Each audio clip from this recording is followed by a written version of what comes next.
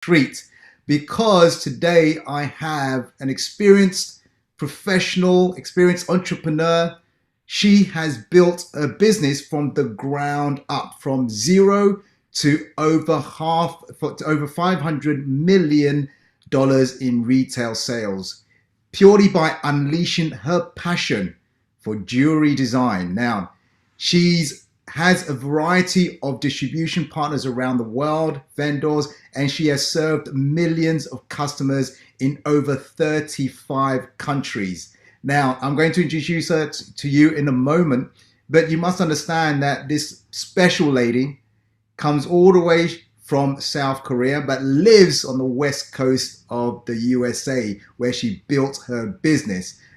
She lives the American dream, and she has made the American dream come true. I'm talking about none other than Victoria Wieck. Now, Victoria, over to you. Tell us a little bit about your background, what you've been doing up to now, and also what do you do in these days? Over to you, Victoria. Wow, that's a lot of questions. First of all, it's such an honor to be here with you, spending this incredible time. Just a quick story about myself. I grew up in South Korea, and my parents' dream was to have their five children. Four of them were girls, to have a better opportunity to live the life they want to live, not the life that the society tells them they should live in South Korea at the time. And it's true a little bit today. Women didn't have opportunities. In fact, women girls just weren't really desirable. They prefer boys.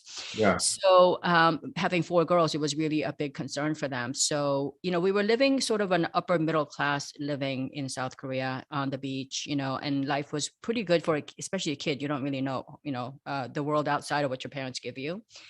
Then we came to America. We ended up having all of our money frozen.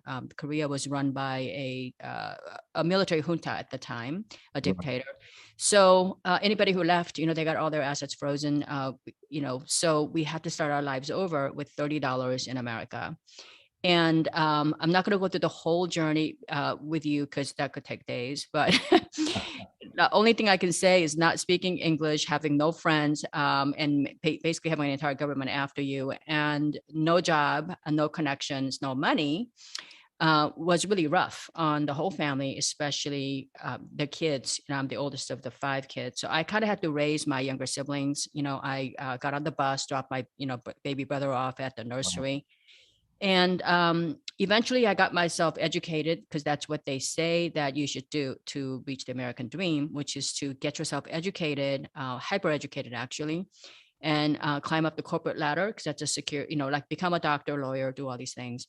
And I did get myself hyper educated and got myself, pretty decent jobs. But what I realized was what I realized when after I got my second or third promotion, and I was making my American dream at the time was to be able to have my own car. I mean, hopefully like a used car that wouldn't break down on you, Yeah.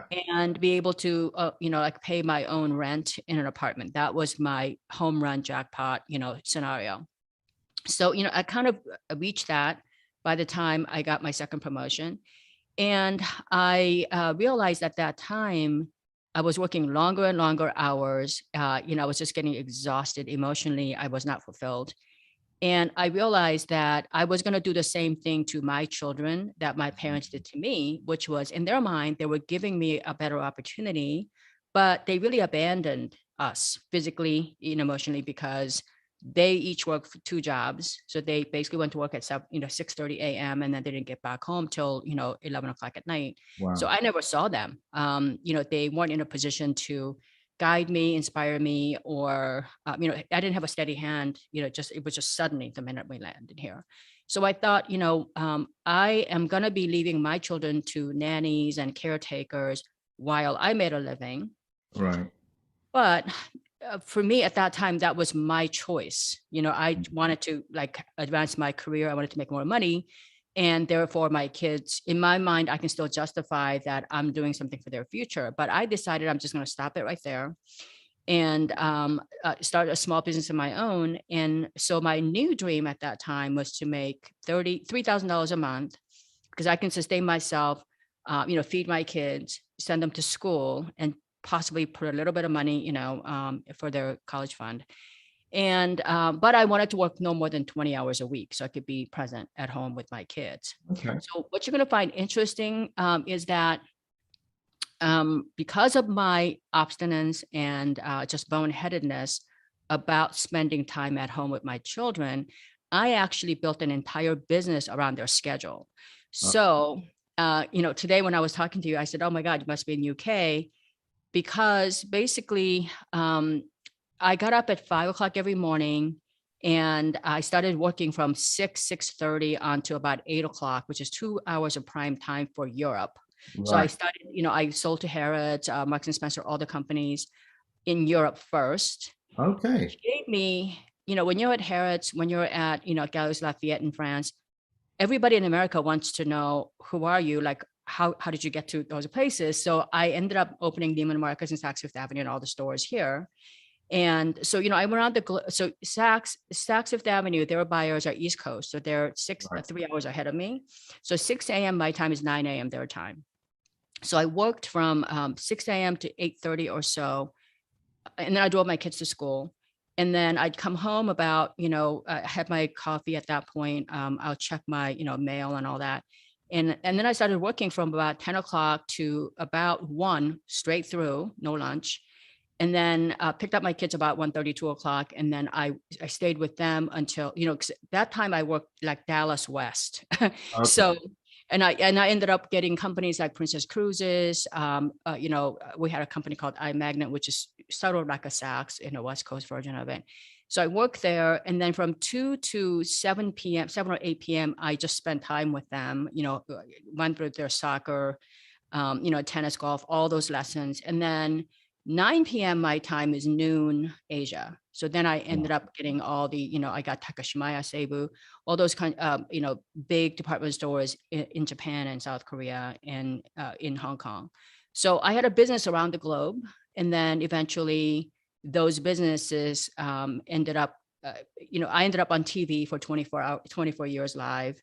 Yeah. And so I went from $30 to, I think it's about, much more than 500 million, but I'm just going to call it safe and say $500 million.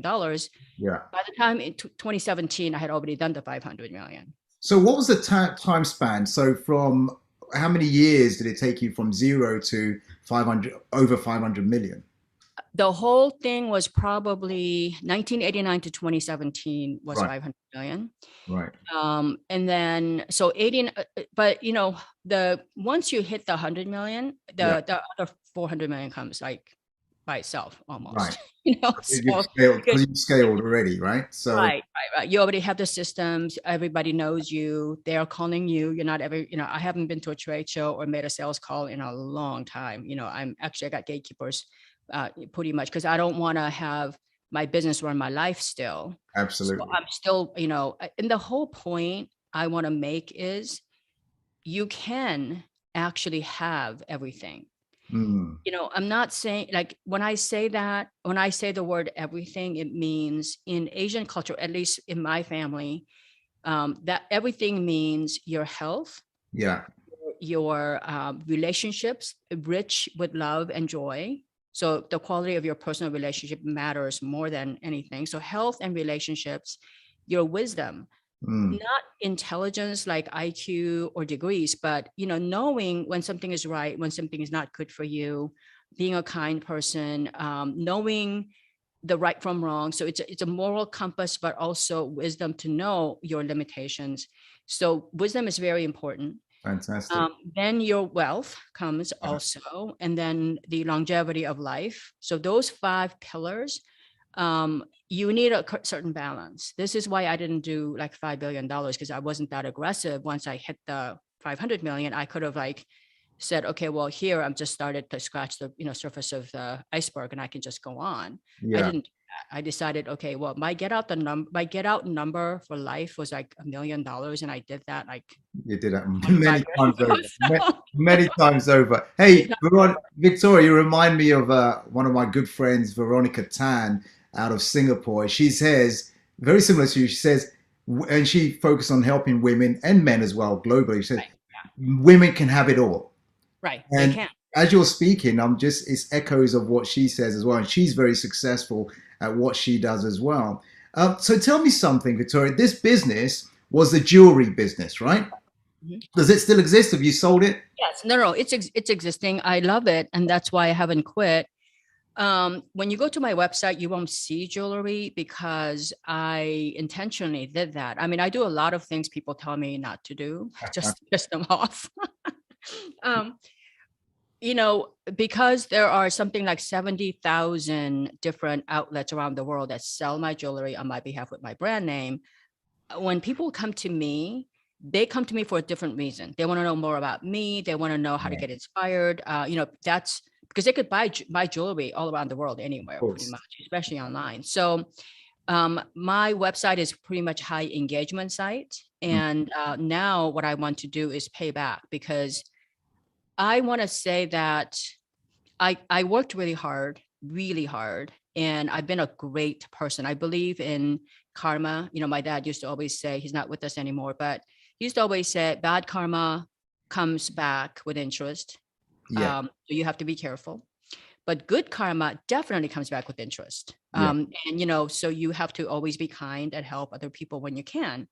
And if you go to YouTube and you actually type in Victoria Wieck, the American Dream, there was a whole video series that I had done about what American Dream means to me. To me, it was about a girl being born in South Korea, coming to America, and even having the thought that she could actually dream about having the American dream was a dream already, right? Yeah.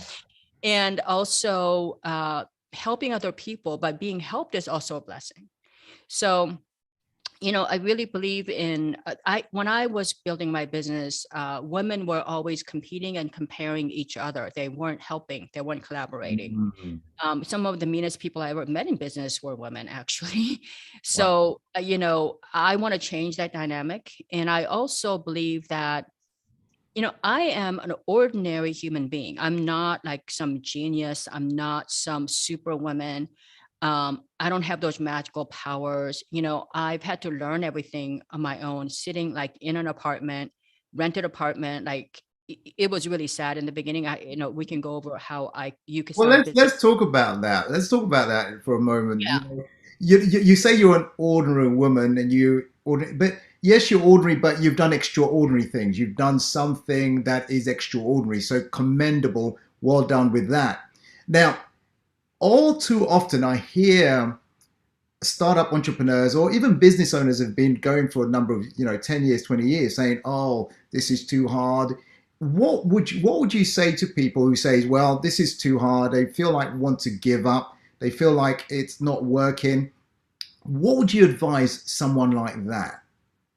Yeah, so that's why I started telling you I'm an ordinary person, because I am an ordinary person that pretty much outworked, been persistent.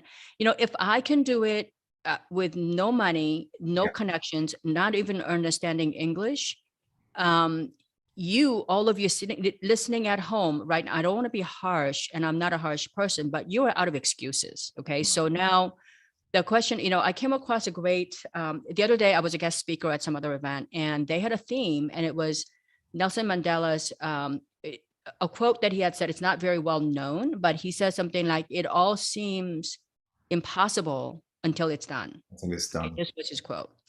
Now you have to put in context that it was Nelson Mandela who said it, who had been in prison for like 30 years, right, in a Yeah, 6x6 foot cell.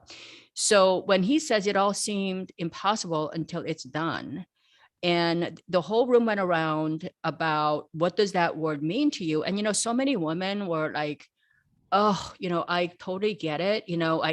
I've had to move to New York. My father is really sick, and I've got young kids at home who live in California. And she went on and on, and everybody said the same thing. And I said, when it came to my turn, I said, if you listen to it very carefully, what he said was, it all seemed impossible until it's done, which means not getting it done is not an option, that's right. right? So if you all of you look, I have been there. I started my business with less than 30. I didn't even have money to make a single sample. So I had to actually like sketch them out and go and start to sell my sketches.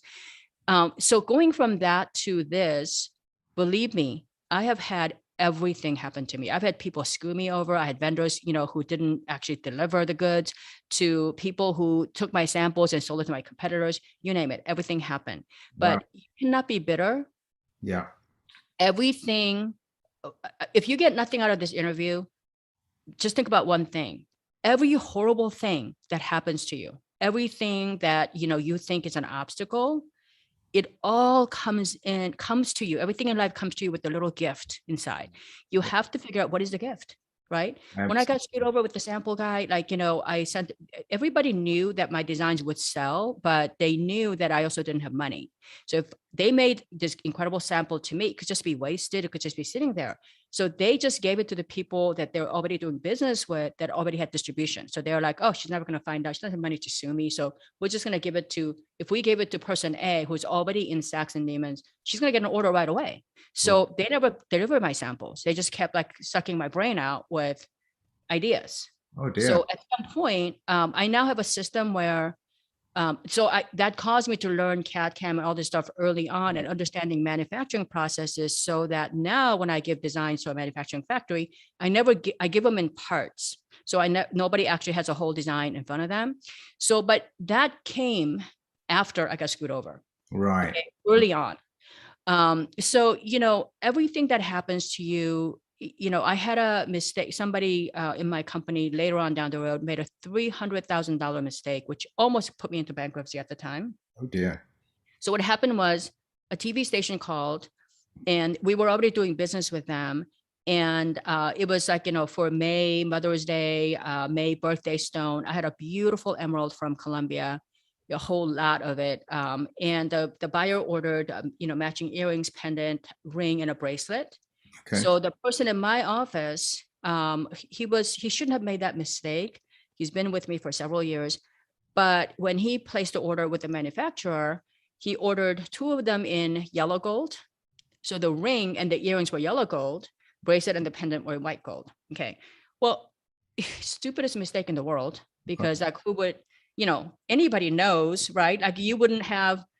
Doesn't Anyway, match. so Doesn't match. long story Right. short, when he came in, that's when I realized that there was a mistake. I called the buyer, and the buyer said, I can't take it because no one's going to want a mismatched metal color. So I'm going to have to cancel the order. I asked her if she could take it next month. She said no, because it was a Mother's Day and a May birthdays, emerald. So I talked her into, I begged her to take it in the fall, like at Christmas time. So I had to sit around on it from April to November, because you deliver a month Yeah. before the event.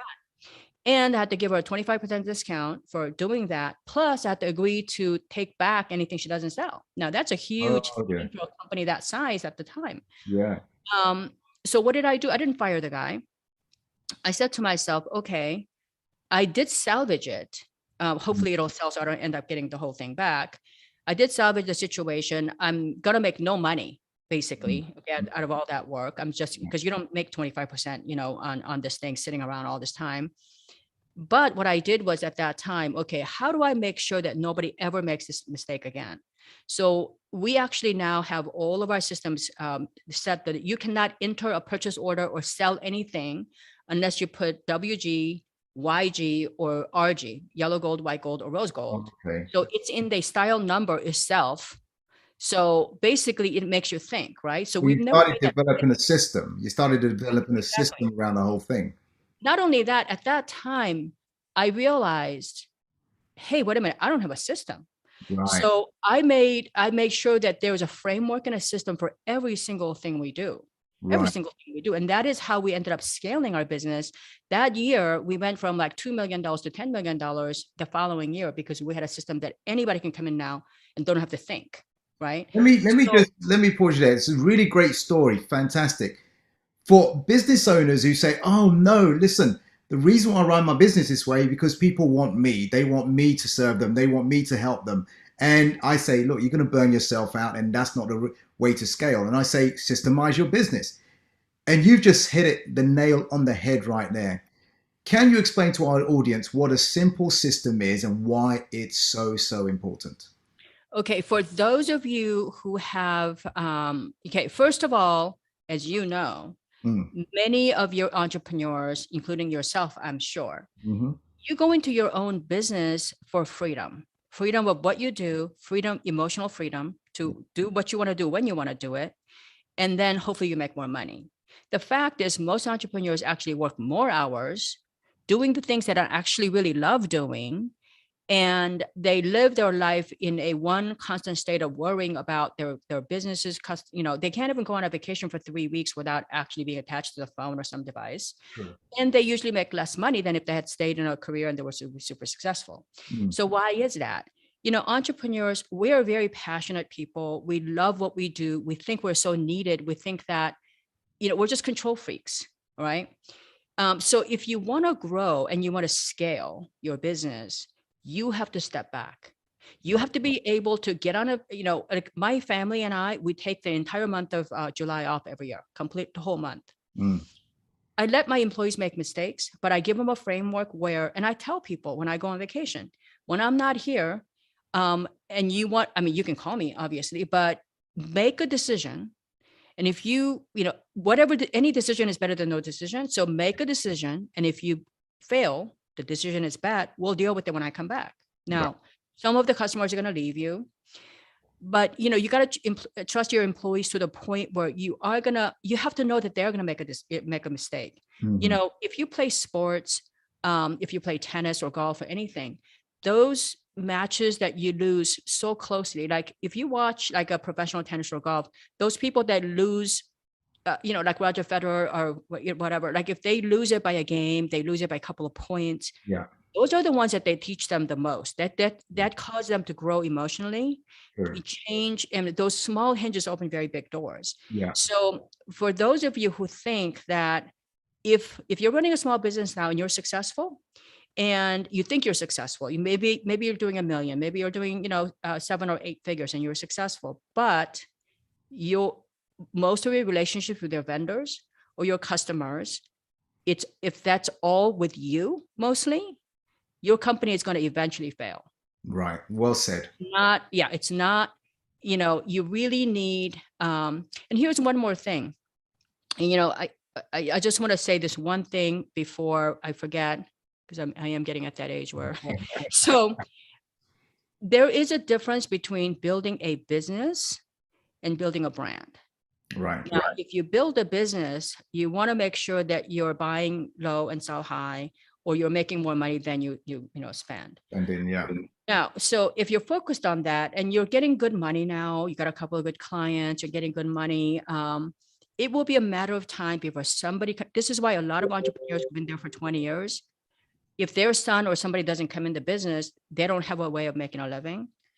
Um, if you build a brand, that brand, if you think about think about all the brands that are out there that you shop, Yeah. they came from nowhere and now are multi-billion-dollar businesses. I mean, take something like a Starbucks, for example. True. Heck, even in England, where they're tea drinkers, they've completely changed their culture, right? Yeah. So, and they did this with the most common thing in the world, coffee that used to be Yeah. sold free or like 39 cents, or, you know, usually sold for less than $1. They're now charging 500% more, and they're getting something like 3,000% more units sold, Mm. right? So what is it? It's not about the founder. Yeah. It was founded by two school teachers with less than $1,000. It's not about the founder. It's not about the coffee. Yeah. It's not about any of it. It's about a concept, right?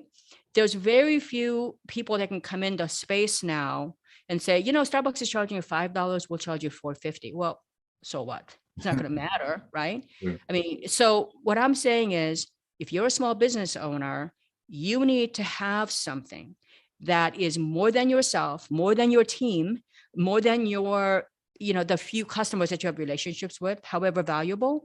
Um, I would encourage you to kind of think bigger. And, you know, I wrote a book. It'll be published in 2022. It's going through all the publishing, editing, all that stuff. But I have a whole chapter on growing broke. Mm. So businesses go broke because they don't have money. They don't attract enough people to fall in love with your brand or your company. Then you have such thing as growing broke. Yeah. Where you have success, but one mistake is going to cause you to go broke. Mm-hmm. And that's where, so everybody listening right now, you belong to one of those two camps, the going broke or growing. Now, I almost went broke several times. I almost grew broke several times. And that's why I wrote this. And I've seen so many people grow broke. They'll do 10, 20 million and then they'll just be gone. I mean, look at companies like Blockbuster Video. Oh yeah, no longer It exist. grew broke. It Yeah, grew broke, right? absolutely. So, I just think that that's, so, I mean, did I answer your question? Yes, you did. So I've got another question for you. It's fantastic, by the way. It's a great interview here. Those of you watching and listening in, you are listening to the Business Success Show with Victoria Wieck. She has built a business from zero to over 500 million. And so she knows what she's talking about when it comes to entrepreneurialism. Now, Victoria, the next question I have for you is this. When you started your business, were you a natural salesperson, natural marketing person? No, I'm How, not. I'm how not did now, you and I never how was. did you win Harrods? How on earth did you win Harrods? You know, okay. What I am is a great psychologist. So I have these, if you come to my website, including yourself or anybody who's listening, I have a lot of free webinars and free workshops where people who have all these questions. And that's one of those questions that I would, it's really hard to teach this little snippets, but this is a really great segment. And I'll tell you why this is really important. It's Harrods, Neiman's, all these companies. If you want to get to one of these, use this one tactic, okay?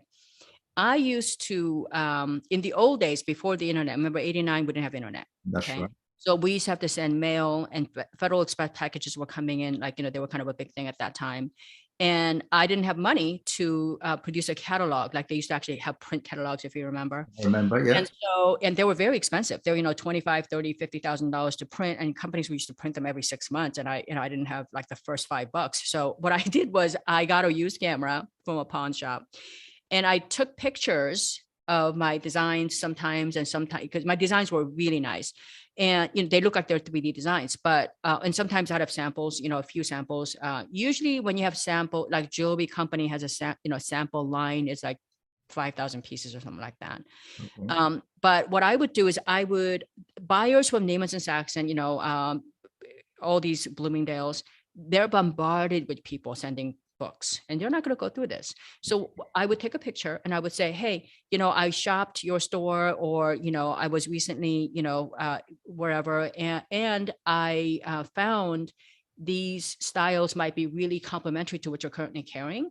I respect your time, and therefore I'm not going to send you a 50-page book, but these 4 styles were curated just for you. So, these Polaroid camera things were like 19 cents at the time to print. So I had 4 of them. And I only did 4 because 4 was the first class stamp weight. Okay. So it's a first class stamp was like 9 cents. If you sent it in the US, if you sent it overseas, it was like 35 cents. Send it. And I would send it first class mail, and I would send it first time by FedEx.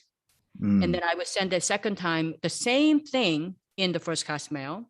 And then I would call them, and I would always leave a message when I know they're not there. Okay. So like, for example, I would call at 5 p.m. my time, my buyer at Saks. So it's 9 p.m. her time. I knew she wasn't going to be there, but I would, Right. because when you leave a voicemail, a complete voicemail, it's like a sales pitch that you leave instead of somebody cutting you off. Of course. Like if they're there, they say, oh, I'm busy, or, you got the wrong number, or, my buyer is busy, because you'll get a secretary. But if you leave a voicemail, you get to do the whole speech, and then they'll listen to it. Right. Right. So what happens is they got the FedEx, and they got the first class mail, usually comes about a week later. And then you get the voicemail. And I do this about twice a month to the same person. So you have to be very organized. Okay. Now, the reason why I did that is because people remember your last screw up. Okay. They don't remember all the great things you've done for them. Okay. So in retail, you're always constantly given these goals. When we do this campaign, you got to do, $30 million with this campaign. So you're getting ad dollars through all this stuff. And let's say it bombs. You can't always hit. I mean, even Babe Ruth only hit like a third of the time out of the ballpark. Yeah. So the other 2/3, you don't hit it, right? When you don't hit it, the boss comes in and says, well, what the hell happened? We put all this money behind your, behind your campaign, and you have 4 items that were completely failed and this and that. And then she's looking at it, that's right. Like, God, like and the boss is like, well, your job is a buyer. You need to go out and get new, fresh ideas. What the hell happened? So what Right. happens is she needs to find somebody right away, like that day. When she finds somebody right away, she can't, she can't go to a trade show or whatever.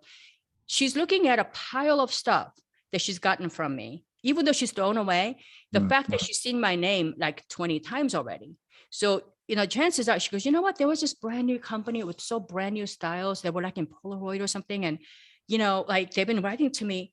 And then she looks at one of those letters and go, Victoria, why doesn't that name sound so familiar? She must be somebody really big. So they pick up the phone and they call you.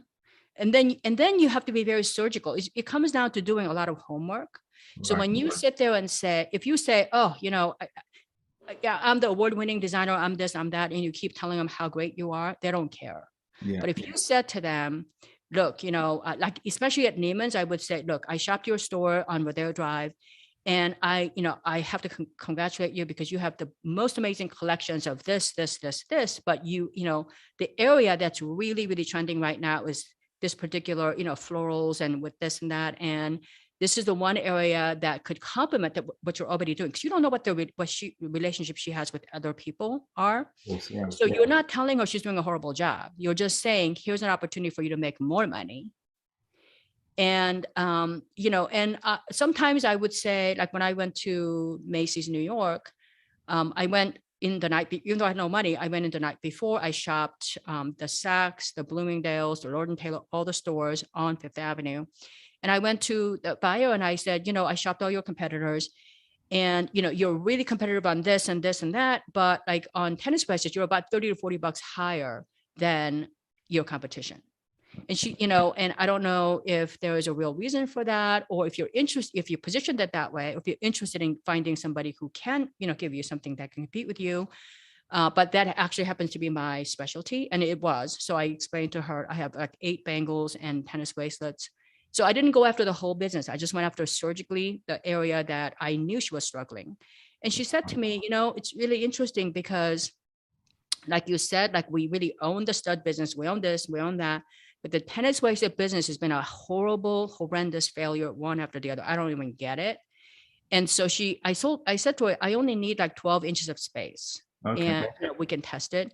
We tested it in like 10 stores. I think she gave me like a $56,000 order. That was a pretty big order at that time, with just one item, variations of different items. So, they had 200 stores around the country. So, being surgical and just using common sense and just being super honest.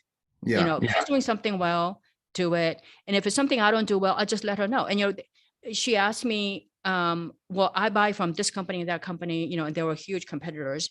They wouldn't even consider me a competitor. Let's put it that way. They would think I'm just like a little annoyance. And she said, why should I buy from you? And I said, well, I didn't ask you to change anything. And I think, those 2 companies are really great, for what they do. This is why they're so big. And, I'm sure that, they're serving you really well. I can't speak about them. I mean, obviously they can speak about themselves, but let me explain to you what I do really well. And I'm a small company. I'm brand new to the business. And, and one part of my journey is to learn from people like yourself. So, when it comes to tennis bracelets, this is something I'm very passionate about. I know, the hinges break and there's all these different reasons, this is something that I do pretty well. The rest of the stuff, I really don't know. And they appreciate that. They really appreciate your vulnerability. They appreciate the brutal honesty. And sometimes when people say, oh, I love this, I love that, and I would just tell them, look, you can love that, but I can tell you your competitor Neiman's, like they did it, it bombed. So like, I'm going to tell you right now, I don't know why it bombed. Obviously there's different reasons why it could bomb, but I would just be very cautious about ordering that in very deep volume, because you might be taking a risk there. So whenever I do recommend something, they would buy it deeply, very, large quantity, because they know that I'm not going to ever steer them wrong. Yeah. So I think I have never lost a customer. I mean, what I'm hearing you say is this, Victoria. Sorry to jump in. What I'm hearing you say is this: you weren't a natural sales marketing person. However, you understood human beings, you understood people. So, Right.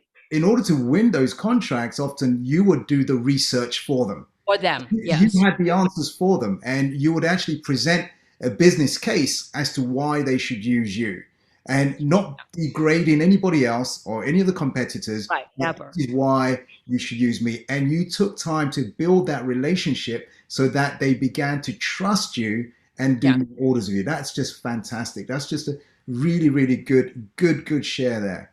So And go the on. other thing too about that whole story is by the time she called me, anybody called me, I have reached out to them somewhere between 10 to 50 different times. Mhm. So, I wouldn't reach out to them with the same thing all the time.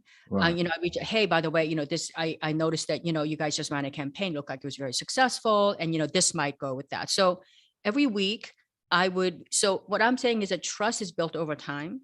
Of So course. don't be surprised when you call up somebody, you leave 3 messages, you don't get a call back right away. Hmm. You have to kind of put in the effort, and buyers, and I work with buyers from all over the world, Dubai, Bahrain, all these places are in Turkey. Let me tell you, buyers are all the same.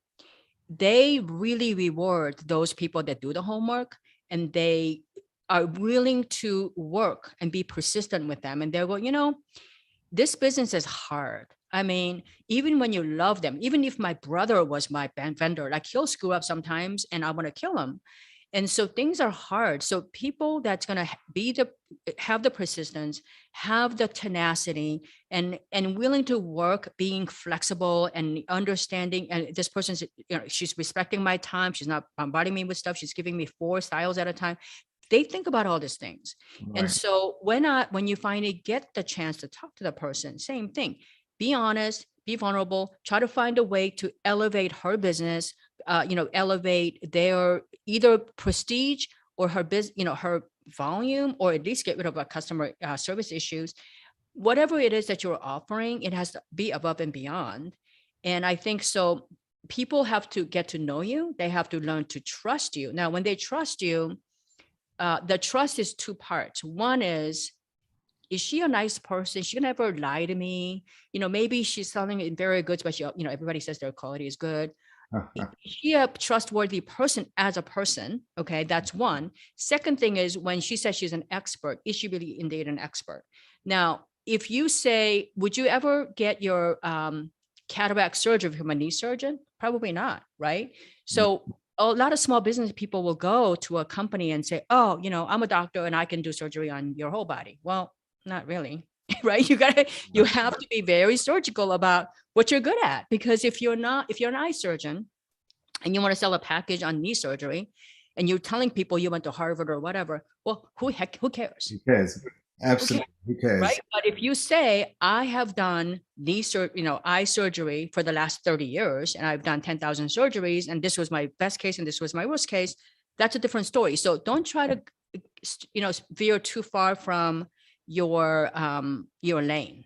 Yeah. Stay in Pick your a lane. small lane and make sure that you are the very, very best. Because there's only 2 ways you really make money if you think about it.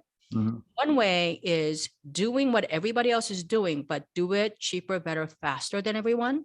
Right. And that would be your Starbucks model. Well, in fact, they can do it cheaper, faster, better for the model that they're giving. Like actually, okay. So they took something, billions of people drink several cups of coffee a day. So they basically now learned how to make money faster. Mhm. The other way you could do it is you can invent something that nobody else has ever done before, like traveling to Mars could be one. An example that I can think of is Mr. Jacuzzi, who actually had to build a whirlpool bath for his son who had rheumatoid arthritis. So he Okay. built one, and then he realized, geez, the whole world could benefit from this. But it took him like 30 years for him to actually get a manufacturer to actually invest in the technology and all this other stuff. So that's a harder road, but there's been a lot of people that have gone that road. That's an extreme example, but there's a lot of. So which are you? Yeah. Yeah. You have to pick one or the other, but you can't be sitting there going. So recently I had a client. Actually, the client was the kid, but the father came to me and said, talk to my kid because he's crazy. So I talked to the kid. I said, first of all, you can't be talking to your adult child like he's a 2-year-old nursery school child, right? So I started talking to him, and I can see why the father thought the kid was crazy, because the kid believed that the father told him, you got to read, people don't read, young people don't read. So the kid loved reading so much to the point where he realized there was a market for old books, like a physical books, and where people used to come in and actually read, right? He wanted to have a hip, cool place, and it was great. The father was funding it. Well, then he said, well, Dad, I'm going to lose money doing this because how much do books cost, right? Like, people are buying books for $10 and they're going to sit there all day. So why don't I sell coffee? And Dad's like, okay, well, that makes sense, right? Then now he wanted to sell sandwiches. And so he's like, okay, well, now he went from a strictly a bookstore for book lovers, like a tiny little stand, to a restaurant with the refrigerator, this and that. So he said, what are you? And that's a great example. So I would say to entrepreneurs, number one, the minute you were born, God gave you to be as successful as Bill Gates or whoever you want to be. Okay. That's something. Oh, that's a huge thing. Oh yeah, absolutely. And number two, remember, when I came to America, my dad insisted that I learn to speak English, and I've authored 2 books now. But he said that there's only one word I don't want you to ever learn. I want you to delete from the dictionary and just pretend that the word never existed in the English language. And that word was because he said the word because is an excuse word. It all comes with some excuse. So don't try to live the whole life with the word because deleted from your vocabulary. And I suggest that you do that, because what happens is, you cannot believe what you're capable of until you actually have to do it. Right. And every Monday, I start my whole week with a quote. And one of my favorite quotes that I use over and over and over again all the time, and this has been the foundation for my business, is Maya Angelou's quote. And it's about, and she says something like, people will forget what you said, people will forget what you did, but they will never forget how you made them feel. Okay. Now, most people in the world can relate to that, but let me tell you how this relates to business. And this is really important. So I'm on TV once a month with my own show. And, in the US, if you're on one of the major TV stations, we're judged on $1 per minute. So you got to, depending on your category, you have to do something between $3,000 to $8,000 per minute, every minute you're on. Okay, depending on the time slot you're on and also the category. So you're under a lot of pressure. So a lot of people and a lot of small business people do the same thing, only they're doing this digitally on their websites or when you meet people in person.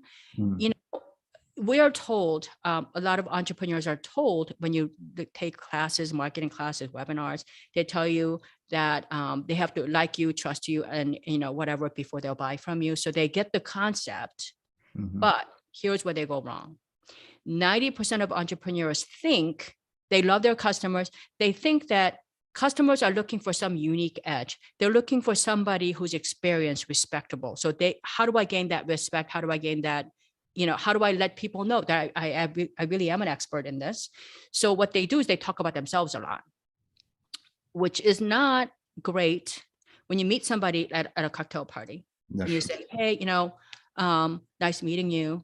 And you say to me, where you from? I say, well, I'm from California with the sun, sun's shining all the time. And in California, I'm really well known. And in America, I'm a celebrity and blah, blah, blah. And you're like, oh, enough already. Talking about yourself constantly. Yeah. That, right.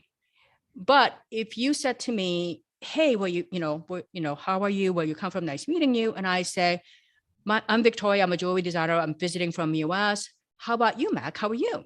Right. What do you do? Right. Okay, immediately. Yeah. And you go, oh, I have a podcast, I have this and I have that, and I love what I do. I love my customers. I'm like, that's so great. Cause I love my customers too. I love people, and we just have so much in common. Now you're more likely to build a relationship with this person than the first route. So a lot of people on TV, like if you're selling infomercials or whatever, I'm going to demonstrate what people do on TV because a lot of people do this on the website version of small business people. Perfect. So imagine me going on like a QVC UK, and it's like Thanksgiving time, Christmas time is coming, and I say something like, "Oh, I'm so glad the fall season is here. I love the fall colors, and it's just a time when I can chill out and look forward to getting all the Christmas presents, whatever. And you know what? Because I love the fall so much, I created this incredible collection for all of you. And, I just so that I don't know if you know this or not, but, I won the American Designer Award, this year. And 5 years ago, I was awarded blah, blah, blah. Okay. That's one way to do it. Right. What I do is I go on and say, oh my God, can you guys feel it? Fall is almost here where we can, and I know all of you are already so looking forward to this because this is a time when you get together with your family that you haven't seen for years. When you get together, when you get to shine a light on some other people that you love, that, what they've done all year round. And when you meet those people, your family and friends, like the people that are most important to you, this is the time where we connect with family, friends, and faith. So, I created a collection that you're going to glow and radiate, that permeate your, positivity. And this doesn't have to cost you a fortune. And I know that when you're done with this, you'll be able to pass it down for generations. So that all the designs are timeless. Mm. And when I say timeless, I'm not talking about boring pieces that, that other people walk around with. When I infuse things like florals, little critters, things that have been here a billion years before us, because they'll never go out of trend. So here you are, you get to save money today, and you get to glow, and you get to permeate your positivity, your how you show up in the world in a way that is the most positive, not only uplifting for you, but uplifting everybody else around you. And you can do this with no effort. It's sitting at home. Now, that second presentation, That's much better. Good job. Good job. It's very use good. the word you Yeah. 9 times for every one time I use the word I. Okay. Right. So going back to Maya Angelou's quote, how did I make her feel? Make her feel special. Make her, I understood that family is important. Her friends are important. Saving money is important. So basically, I'm almost in the living room talking to her like a girlfriend. How Mm. I'm helping her save money, helping her glow, helping her radiate, helping her create that legacy, her own personality to future generations. So she's spending no money. It's the same sales pitch, but I am literally spotlighting her, what makes her special, and how I know she's looking forward to that Christmas time. And she's not looking to look like ostentatiously. She's not looking to show off. So the whole collection is very understated, beautiful, artistic pieces. The other way, if you're talking about, oh my God, I won this award and I won that award, and I, go to the Oscars and I do this and that. Okay, well, what happens is you end up with things that are ostentatious. So now, what I challenge all of you to do now is go and look at your websites now and check how many times the word I or we show up in your thing. If you say we're the fifth generation and we're the whatever, and we've been serving this company, this community, and we do this and we do that, try to rephrase that Absolutely. to the word you, because you will see 10 times increased engagement like that day. Yeah, yeah, absolutely. I totally So agree with you. yeah. And Victoria, it's not only their website, absolutely, and all their social media as well. Oh Some yes, like for in sure. my LinkedIn, for example, I've got helping you create this in small business, whereas a lot of people say, I help you, I do this, I do that. Right, right. So it's great, fantastic. I mean, we've been speaking for a while now. And listen, I want to say, Victoria, it's been amazing. You've added so much value, which naturally, it just flows out of you, which is fantastic. Now, if people want to get hold of you, want to Right. follow up with you, want to connect with you, what's the easiest way for them to do that? So I have a podcast called Million Dollar Hobbies. And I use the word hobbies very intentionally because when you say the word hobbies, people think you don't make money. It's like something kind of quirky you do. No, you can take anything and everything you do that you love to $1 million business at least. So I really did this. It's a Million Dollar Hobbies podcast. You should listen to it because I have some journeys like mine week after week, like the impossible dreams coming true. And then if you come to my website, victoriawieck.com, right now, I started saying at the beginning of my beginning of this interview, that even though I've done all the right things and I've been a good person, I've been a kind person, I've been a helpful person, I still believe there was so much. I've been so blessed and I've been very lucky many, many times. Mm. So now I am creating a legacy of my own so that I could help. I want to create 1 million millionaires when I'm done with the second phase of my career. And because many of you who are listening are on the cusp of hitting that 7-figure number, I want to take you to 9 figures. So I have a lot of, right now, I don't have any products to sell. What I have is you can sign up for my book, because if you're writing a book, giving a speech or whatever is so much easier to make money. Going on TV, selling it for several $1,000s a minute is very easy to make money. To write a book for a year is stupid when you're looking at the ROI coming back. But I wanted to write the book so that many people could achieve that with no money, if that's all they can get. But you also can sign up for many of my free workshops. What I do with my workshops and my webinars, I limit it to like 20. Some of them are limited to 20 people. Some of them are limited to 50. It's all free, but I am limiting it because so that people can ask whatever questions they have. I hate it when you go to a clubhouse meeting or, like even a clubhouse room and there's 400 people and it takes you 4 hours to get a question in. Absolutely. I don't want to do that. So I'd rather just have you guys come in, ask whatever questions you want. It's almost like a free masterclass. And when I say I have had everything happen to me, trust me, I have had many things happen to me. My gift to the world, like God's gift to me, was that, I'm very resilient and I refuse to give anybody any control over my life. Right. So, when I had nothing, I mean, my father came home with one orange, he cut it in 8 sections. There's 7 of us, 5 kids, 2 parents. And we each got a section. Okay. So going from upper middle class to that was horrible. But I still thought, my father always said, if you are alive and breathing and you are cognizant enough, you have intelligence enough to know that your situation is bad and you're bitching about it, you still have a purpose in life. And what is that purpose and how are you going to fulfill it? And you're better off spending that time thinking about the one thing you could do for yourself, the single thing you could do for yourself to change your life. For me, that was learning to speak English at that time, and things change over time. But I want to kind of change how you think about your life, what the term success actually means. It has less to do with money. It has more to do with your mindset and achieving this balance. And when you achieve that balance, you're constantly checking. Believe it or not, the more I say no to people, right now, my private clients, like a one-on-one, like a jewelry clients, it's a $50,000 get-in. I charge them a lot of money. Right. And they're on a wait list. And so the more I say no, I'm getting higher quality clients. So the reason I say no is because I value my time with my family. Absolutely. So again, when you have your priorities in the right place, you're a good person, you do all the right things. I hope that I could have been several $1 billion over if I was willing to, basically sacrifice some of these other things. Yeah. But I don't have any regrets. Yeah. I actually have more money and more of everything that I thought I would never achieve. I did this like 20 years ago.